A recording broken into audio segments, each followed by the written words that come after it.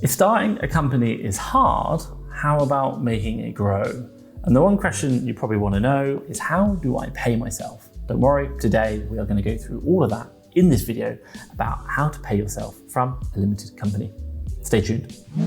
If you don't know who I am, my name is Thomas Parkinson, and I am an Amazon arbitrage seller and also a founder of FastTrackFBA. I run 2 limited companies within the UK, and quite simply, I'm on a mission right now to do £1 million in revenue through one company by the end of 2021. If you want to see more, I'll drop a link up there so you can see that. The one thing I will say is I am not a qualified professional accountant. I would always recommend that you seek proper professional accounting or should we say advice, financial advice that is going to support you in your business. So this can be a guide, but don't use it for making the exact calculations. Check it with a professional, an accountant, and I'd really recommend that because it's going to help you make sure you're getting the right and the best information that's going to really help you. So let's jump in now and get on with the actual information. Okay, so in this video, I'm going to go through a couple of things which we need to discuss first before we can get to actually how you pay yourself. Now, this is going to be corporation tax, which is for a limited company, the tax you pay to the government.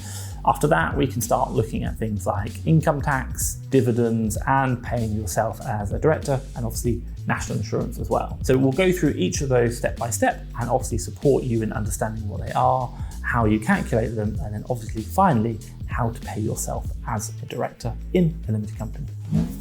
Okay, so what I've done is I've created a PowerPoint presentation, and oh my God, I do hate doing PowerPoint presentations. And if I could do this without, I honestly would. But what I will say is it's quite a complex thing, and there's a reason why accountants get paid so much money, because it's not an easy subject. So to help better explain it, what I'll do is I'll go through that presentation with you to help support you in understanding it. Now, corporation tax is the tax you pay on your profits from the company.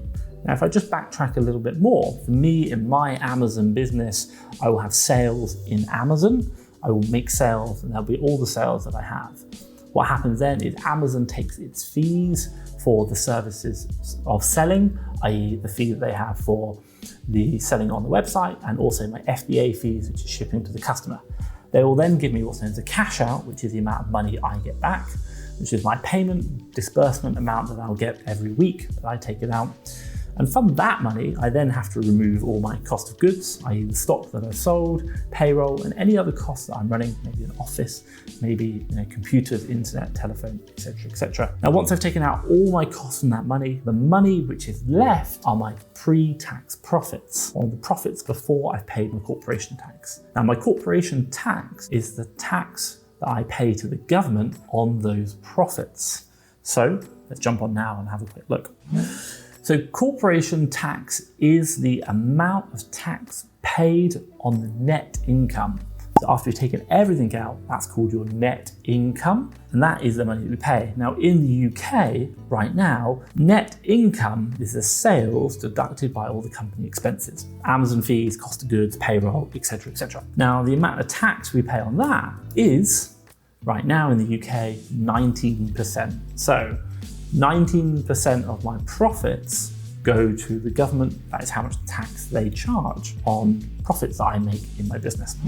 Okay, so the next one to consider or to think about is income tax. This is the money which you get paid by your business, and normally this is through payroll. Now, the one thing which I'd just point out is things like dividends and maybe company share income are not included in that. There's something else. So income tax, or should we say the tax paid on your income, is what is paid by the company to you, and it doesn't include shares or should we say company shares or dividends. Now, UK income tax for 2021, you can see here, the basic rate income or basic personal, the personal allowance, get that right, the personal allowance for 2021 is 12,500. So if you earn anything up to 12,500, you pay 0 on that income. Up to 12,500, you pay 0. Above 12,500, you start now paying income tax. Now that tax rises as you earn more, and you can see basic rate taxpayers will be charged a 20% tax on that income. Higher rate taxpayers will be charged a 40% tax on that income, and additional, i.e. even higher than the higher rate, they'll be charged 45% tax on income. Now the one thing which I will add as well is that it is tiered. So at 12,501, for every pound you earn over 12,500, you are then charged at 20% of the money earned over that. It isn't including all the money you've just earned as well. So once you've reached that threshold, it's only the money earned over that threshold that you'll pay that percentage tax, income tax on. Okay, so the next one you want to consider or think about or be aware of is the national insurance. Quite simply, another tax is paid by employers and employees, and they have different contributions and they pay in different amounts, but it all goes into the same pot in the government, and obviously they spend it from there. Now, your national insurance contributions go towards your state benefits, and they can include things such as your pensions. So really important to pay in, and you want to make sure that you're making these contributions every single month, because obviously it's helping building up the pension pot for you when you're older, which is going to be money from the government when you retire. And hopefully that's going to be soon. So national insurance has a couple of levels. They have what's known as the lower earnings limit, the primary threshold, the secondary threshold, and the upper earnings limit. And now we'll go through all of them and just explain what they are. Okay, so you've got the lower earnings limit. Now, as the lower earnings limit, you need to pay this amount in per month or per week or per year. And you can see here how much it is. And that is to just ensure that you are actually paying the minimum amount in to be entitled to state benefits. And again, we want to get them because they're a great benefit to us. So paying that minimum amount in is going to ensure that you get those state benefits. Right here, you can see 120 a week, 520 a month, 6,240 a year. That is how much you want to pay in as a minimum to be entitled to those state benefits. The next one is the primary employee threshold. Now, the primary employee threshold will be what you'll be starting to be charged when you earn a certain amount. And that here is 183 a week, 792 a month, or 9,500 a year. And how much do they charge there? They charge 12% of that money between that 9,500 and up to 50,000 a year. 12% they charge as you need to pay as national insurance contributions. Now, the primary employee threshold is paid by you. You as the individual, you pay this to the government as part of the national insurance contributions. Now, the next one to think about is, because obviously you're a business owner, the secondary employer threshold. This is what is paid by the business to the government on your behalf. So this is what the business pays to the government to support national insurance contributions on your behalf. So the secondary or employer threshold will be charged to your business or your employer when you start to earn more than £169 a week, 732 a month, or 8,788 a year. How much do they charge? 13.8% of your annual earnings. So that is how much money is going to be paid by your business to the government for your earnings. Just be mindful of that. Now, the final one to consider is, hopefully you have been smashing it and your business is going really well, and this is what we want, is to consider the upper earnings limit. This is what you're going to be charged to you and your employer when your earnings start going over 50,000 a year. So how much? You as an employee, you're going to be charged you as an employer are going to be charged 13.8% of the annual earnings. So your business is going to have to pay this to the government. And then also, in addition to that, as an employee, you're going to be paying 2% of your annual earnings to cover the cost of that. Now, it might not be the most efficient way to pay your business by earning yourself a salary of over £50,000. You might be able to do it more efficiently, but if you were to pay yourself a salary of over £50,000, this is how much the fees would be, not only on you, but also your business as well. Now, one way to pay yourself is through a payment or salary payment from the company, but also as a company director and obviously owner of the company, you can pay yourself another way using something called dividends. This is a reward, a cash reward, or maybe something else of value, which a company pays to its shareholders. Obviously, you as an owner of the business, you are a shareholder in your business. And this is from your net incomes. Your net income. So this is the money paid after corporation tax. And it can be from this year or it can be from previous years if you retain earnings. So you can pay yourself through dividends. Now, the tax on this is done slightly differently. Dividends can only be paid out to shareholders in the business. And from a tax perspective, in the UK government in 2020 and 2021, there is a tax-free allowance of £2,000.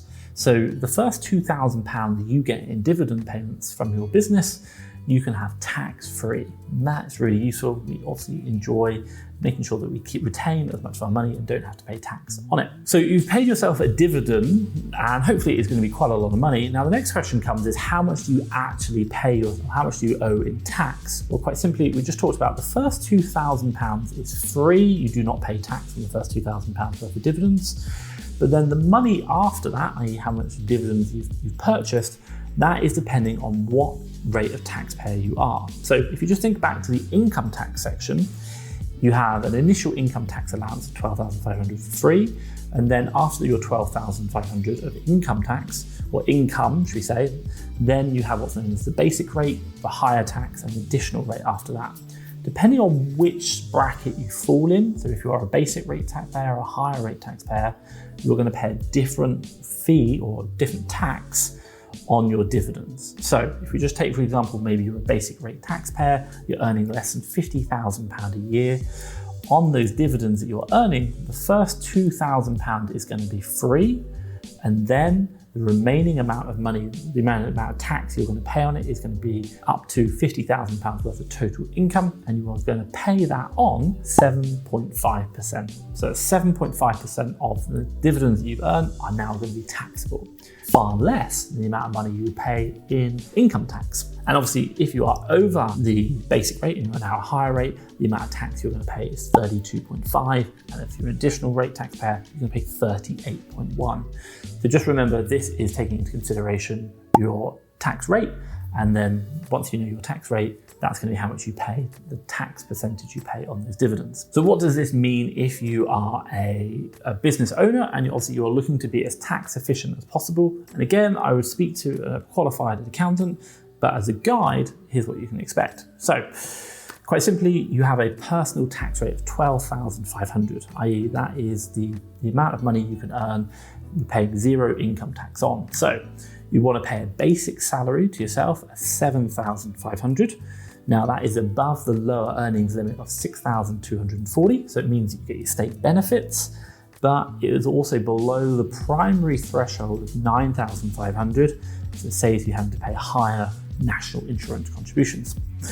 Then in addition to make up your $12,500, making it tax-free, you're then going to add in your dividends, which is going to be £5,000 worth of dividend payments. So that is going to be, remember, the first £2,000 is going to be completely tax-free, and then after that, the remaining amount is going to it's going to get in your dividend allowance, and then it's going to make it under $14,501 or the tax-free for dividend tax. So that is how you can get, in effect, £14,500 tax-free. Quite complex, I'm not gonna lie.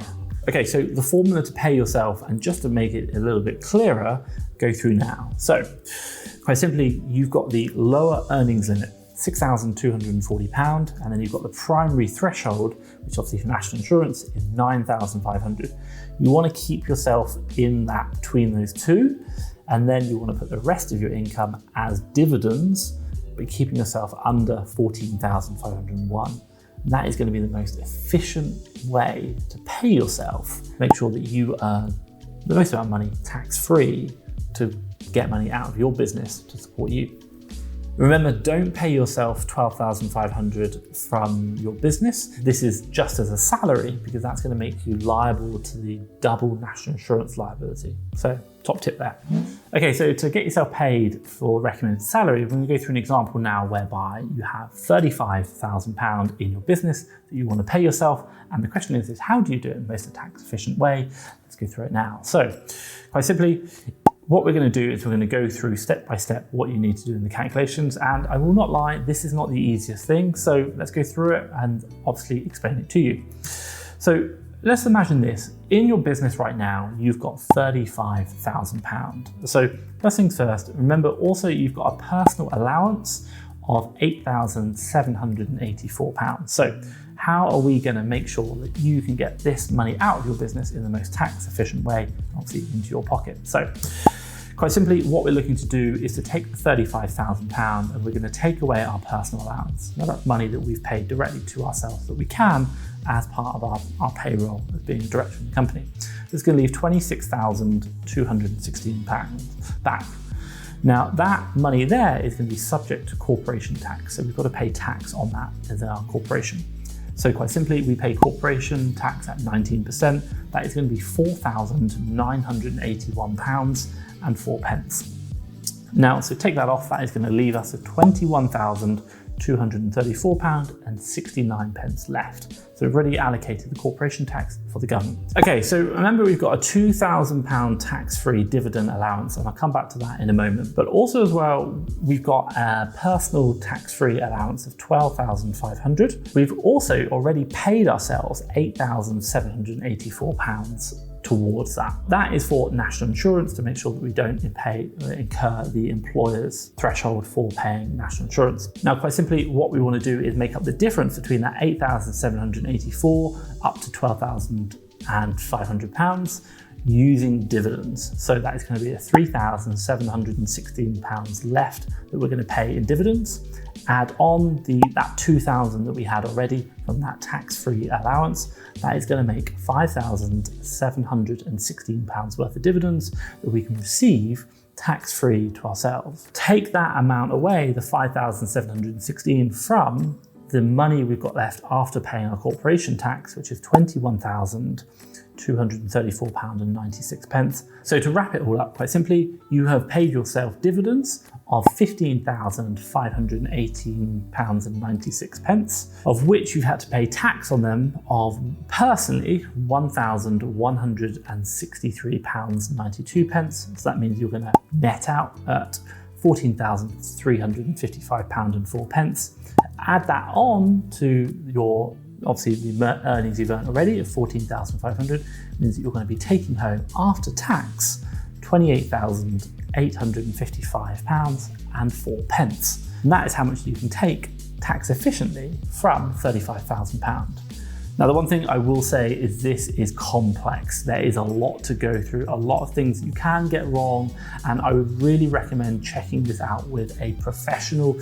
Speak to an accountant, because everyone's situations can be different and unique, and always get this checked by a professional. Wow, that's quite a lot of information to take in. And hey, I hope you can understand why we always say get this checked by a professional, an accountant, because there is so much to take in, so many taxes, allowances, etc., etc. It just boggles the mind. So I'll drop a link down below where you can download a copy of the slides that I used in this presentation, obviously, if you want to go through and have a look at them in a bit more detail. But what I will say is hopefully you liked it, give me a thumbs up, and hey, hit the subscribe button if you want some more information like this. And hey, if you've got any questions, drop it in the comments down below. Hopefully, maybe there's something I didn't go through and I can answer. Again, I'm not a trained professional accountant, but hopefully I'll try and get back to you and give you my thoughts on everything, or maybe recommend a place to go if you've got questions I can't answer. But from me, Thomas Parkinson, FastTrackFBA, thank you very much.